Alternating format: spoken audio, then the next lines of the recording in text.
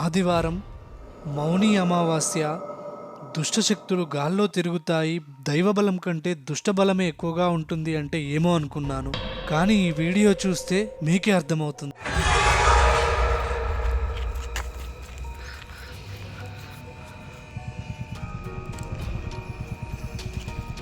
ఈ వీడియో చూస్తున్న వాళ్లకు నేను ఒకటి క్లియర్గా చెప్పాలి.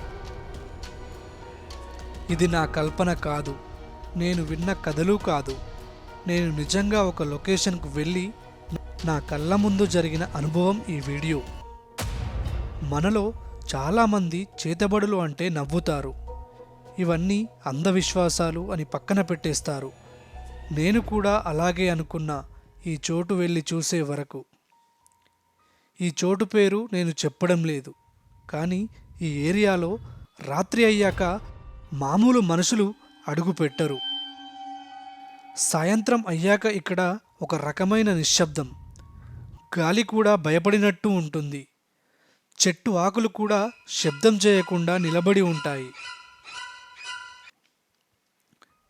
నేను వెళ్ళబోయే ముందు అక్కడ లోకల్స్ నన్ను వార్నింగ్ చేశారు, ఈ టైంలో అక్కడ ఉండడం మంచిది కాదు అని.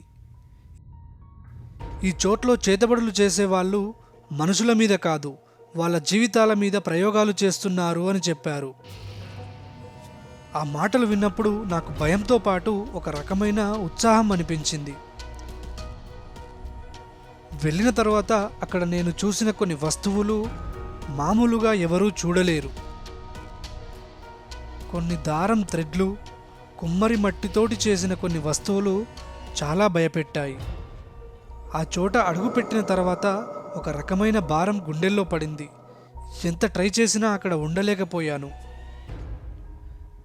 ఈ విషయాలు అన్నీ చూశాక చేతబడులు ఉన్నాయా లేదా అని ప్రశ్న కాదు, మనుషులు ఎంత దారుణంగా మారగలరు అనే నిజం తెలిసింది. అక్కడ ఉన్న నేల మామూలు నేల కాదు. కొన్ని చోట్ల నల్లమట్టితో, కొన్ని చోట్ల పసుపు రంగులో, ఇంకా కొన్ని చోట్ల రక్తం పడినట్టు మరకలాగా కనిపించింది. కొంచెం ముందుకు వెళ్ళగానే ఒక చెట్టు కింద కొన్ని వస్తువులు కనిపించాయి. అదే నల్ల థ్రెడ్లు, మనుషుల జుట్టు, చిన్న చిన్న బొమ్మలు.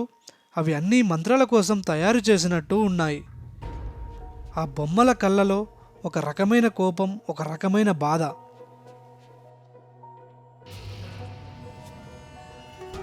అక్కడ అదొక రకమైన వాసన కూడా వచ్చింది. ఆ టైంలో దూరం నుంచి ఒక అడుగుల శబ్దం కూడా వినిపించింది. ఒక్కో అడుగు మళ్ళీ నిశ్శబ్దం, ఒక్కో అడుగు మళ్ళీ నిశ్శబ్దం, మళ్ళీ 2 అడుగులు, కానీ ఎవరూ కనిపించట్లేదు. కొంచెం దూరంలో ఇంకొక బొమ్మ కనిపించింది. బొమ్మ దగ్గరికి వెళ్ళాక నాకు ఒకటి అర్థమైంది, అది మామూలు బొమ్మ కాదు, అది ఒక మనిషి జీవితాన్ని బాధించిన సాధనం. ఈ చేతబడులు మరణం కోసం కాదు, జీవితాన్ని నరకం చేయడానికి. మనుషుల ఆశలు, కోపాలు, ఏడుపులు అవన్నీ ఈ చేతబడుల యొక్క శక్తి. ఆ చోట నుంచి బయటికి వెళ్ళగానే వెనక్కి తిరిగి చూడలేదు. ఎందుకంటే వెనక్కి తిరిగి చూస్తే మనం ఎదుర్కొనేది మనిషి కాదు, మనిషి రూపంలో ఉన్న అంధకారం. ఫైనల్గా ఈ వీడియోలో నేను మీతో షేర్ చేసిన విషయాలు మీ భయాన్ని పెంచడానికి కాదు, మీ కళ్ళని తెరవడానికి మాత్రమే. చేతబడులు ఉన్నాయా లేదా అని ప్రశ్న కన్నా మనుషులు ఎంత దారుణంగా ఆలోచించగలుగుతున్నారు అనేదే నిజం. ఇది ఆ చోటు నుంచి బయటికి వచ్చిన తర్వాత కూడా ఆ సైలెన్స్, ఆ భారం నా గుండెల్లో ఇంకా మిగిలిపోయాయి.